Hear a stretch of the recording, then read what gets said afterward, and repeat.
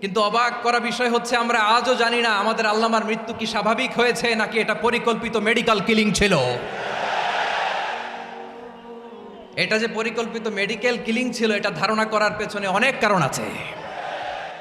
তিনি আধিপত্যবাদের বিরুদ্ধে সোচ্চার ছিলেন, ফ্যাসিবাদের বিরুদ্ধে সোচ্চার ছিলেন, রাজনৈতিক প্রতিহিংসার শিকার ছিলেন।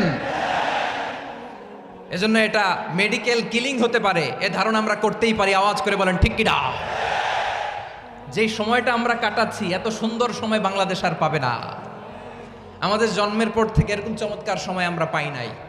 এটাই আসল সময়।